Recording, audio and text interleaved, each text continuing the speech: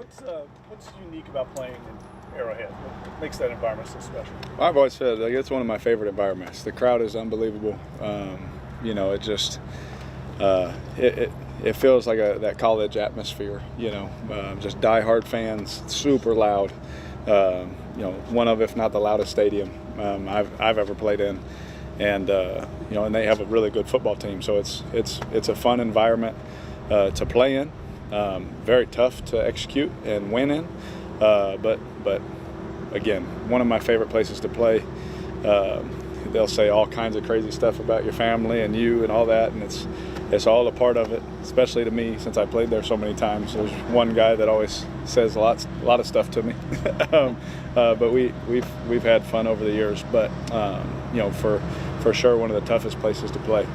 And when going against a player like Patrick Mahomes, for you as another quarterback, is that a special challenge as well? I know you're not playing him, but yeah, it's definitely tougher for the defense. But as a fellow, quarterback, you want to compete against the best, and it's always a challenge going against Pat because they can score. They can score like that, and he's a champion. He's one of the best quarterbacks to play our game, and so it's always been fun over the years competing against him and going against him. We've had some fun duels at their place, at our back when I was with the Raiders, back and forth. We've had some tough moments going against them. So it's always a challenge, but there's so much respect I have, and Pat knows that, how I feel about him. He's one of the best, and he's always fun to watch. Derek, how difficult is it?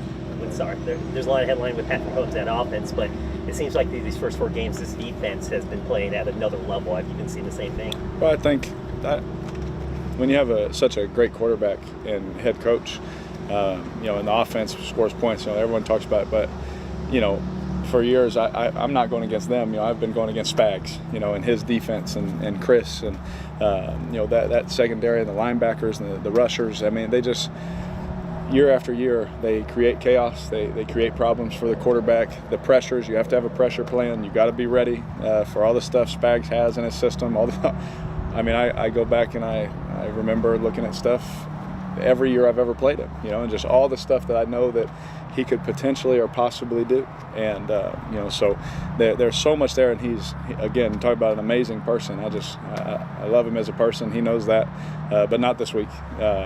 He's definitely, for a quarterback, a challenge to go against because he knows how to put his guys in good positions with their vision on the quarterback and things like that. So it's always a tough challenge, but it's always fun to go out and compete against the best. They're the champs, and what opportunity for our team to go see what we got. Derek, how difficult is it to be efficient offensively in that atmosphere? I guess you guys have been in a couple of tough atmospheres so far this season, but how much more difficult is it to be efficient in that atmosphere? Yeah, it's always tough because the noise, plays a factor, and so, you're going with that, and you're going against the Super Bowl champions, so it's a huge challenge. So is it going to be easy? Absolutely not. But we're excited for that challenge, just like we have been all year. Every week's a new challenge, and this week is a great challenge, for us to go into that atmosphere against that great of a team and compete against them. What have you seen from the offense these last couple of games? Combined 36, but is it kind of missed opportunities here and there, and those kinds of things? We talked about the Philly game, but the last game, I thought we ran the ball efficiently and threw it better. But there was I don't remember the exact drive number, but somewhere in the middle there was some drives in there where we had the punt and we gave them the ball, and so it's like you want to clean everything up, and we're learning as we're going through this season, with different opportunities on different plays of, that makes sense now. So you try and not make that mistake again the next time. And so I felt like we played better last week than we did the week prior, and hopefully we can just keep getting better. What kind of problems you've had some problems when it comes to pass rush? Yeah. He was all over the place. How would you have to identify him to get the ball and not be doing this kind of? Yeah, he's one of the best defensive players in our game. Have a lot of respect for Chris and all the times that I've gotten to play against him, and I think the world of him. He's a great player. He's fun to compete against, and he creates challenges all across the offensive line. The amount that he runs, how important is it to just kind of make sure you're identifying where he is on every particular play? Yeah, I mean it's a challenge, you know, and Spags knows that. You know, he knows where to, you know, make it hard on the system or make it hard on your team or personnel or whatever. And you know, when you have a player like that, you know, just like, you know, you think of how they move Micah Parsons around. We talked about that. You know, he plays everywhere. And how can you create challenges? This game's all about, you know, creating challenges for the other side. You know, how do we create a mismatch? How do we create an advantage for us? And when you have a guy like Chris, you know, you can move him on the front and, you know, do different things for not just in the pass game but in the run game. And, you know, the things he's able to do and create problems for an offense, it's a big challenge.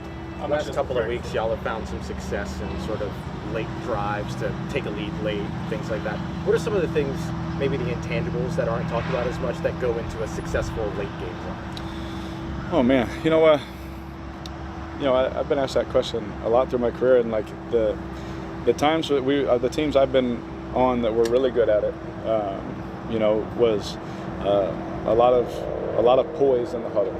You know, no matter the situation, you know, hey, it's 4th and 10 at the 50-yard line. We have to execute. You know, no one's freaking out like big eyes. You know, all that in the huddle. You know, it's just, hey, let's see this. I'm gonna come to you, make the play. You know, and the other thing that always sticks out in those moments is players stick out to me. You know, Chris, you know, 2 weeks in a row has told me, he hit me on the leg. He said, "I'm here." And because he always likes to remind me that I told him, hey, end of game, I'm coming to you, you know. And so he likes to remind me. And so, you know, just, you know, if the coverage dictates and the ball needs to go there, then you know he's going to go make that play for you. And if not, we're going to go down swinging, knowing that I knew he was ready for that moment. And so, you know, there's different guys, not just Chris, but in that moment, it's just a good example because it's recent. You know, throughout my years of guys just saying, hey, I got you right here. Do you feel that there's like a delicate balance between aggression in those moments and maybe, you know, or trying to be too conservative or being so aggressive that you'd be looked at as like desperate almost or things like that? Yeah, yeah, and it's every situation is different. Sure. You know, like the time on the clock, how many timeouts, what's the score? Do you need a field goal? Do you need a touchdown?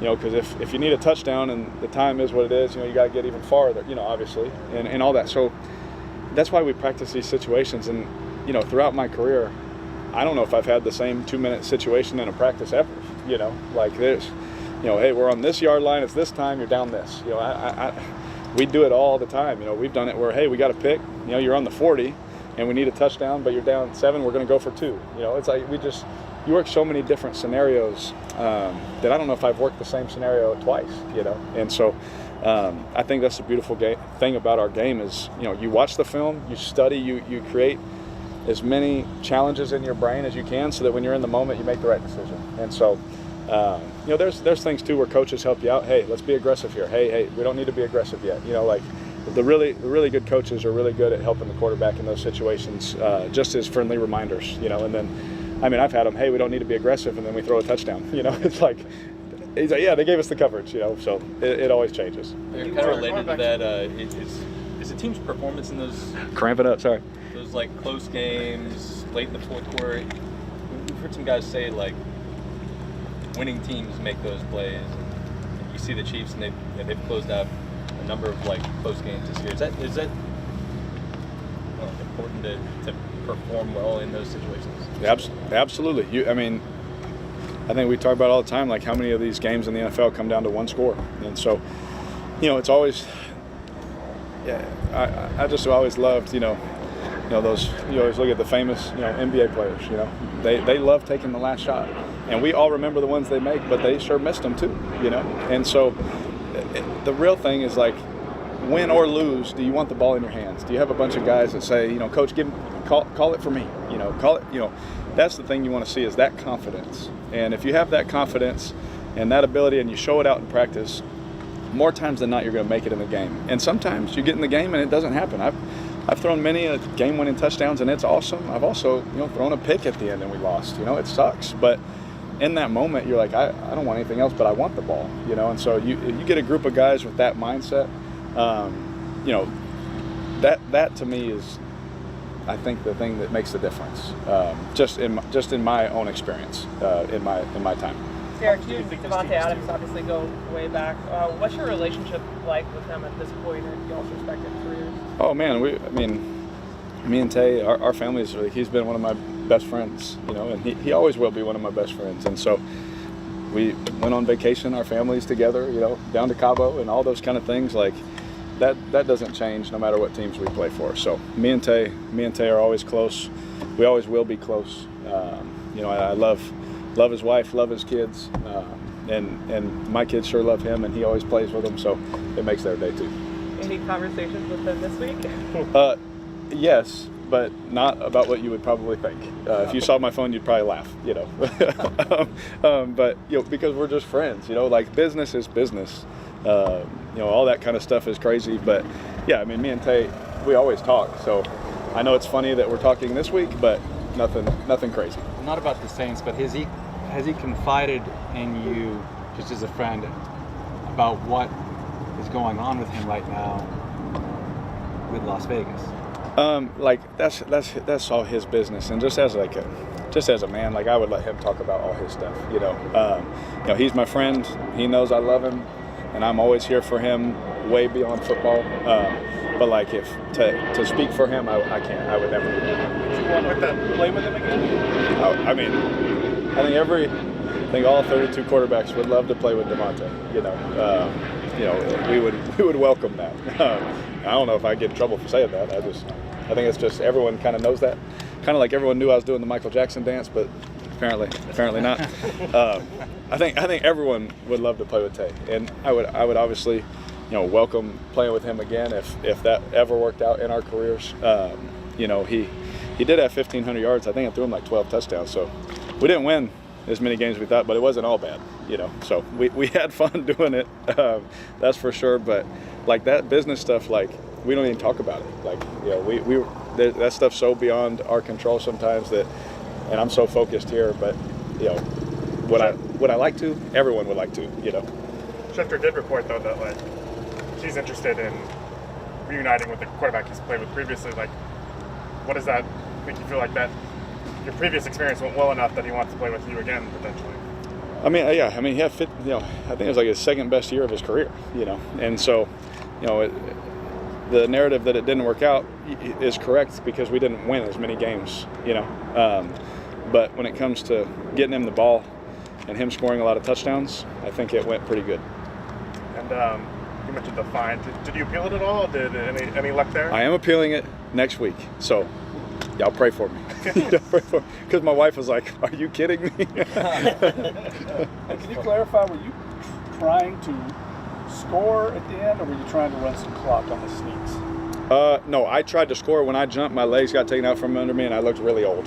And so the young quarterbacks, all the jokes I've given the young quarterbacks, they enjoyed that a lot. And so I went to jump, and they hit my legs, and I had no burst, and I just fell. So we were trying to score. Yeah, but it didn't work. Yeah, the Drew Brees leap is what you look like you were trying to do. 100%. And I've done it before where you jump and you got it.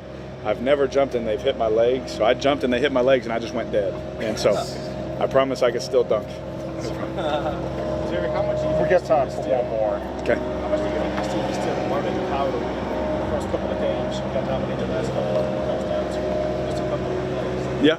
Going against Kansas City, they've been able to win. Yes. It's a great challenge for us to hopefully be in a game like that and be able to make those plays at the end. Against the best football team, in our league right now. And so for us, it's a great challenge. But we do, at the end, I think both sides of the ball have shown, flashes in the last 3 to 2 minutes of a game that we can do that. But it's just at that moment, a lot of different factors, of course. But at that moment, what's going to happen? Time will tell. But we're definitely we got a locker room full of guys that are eager for that opportunity for sure to happen again. Thanks, Good. Eric. Appreciate it. Thank you, guys. Thanks.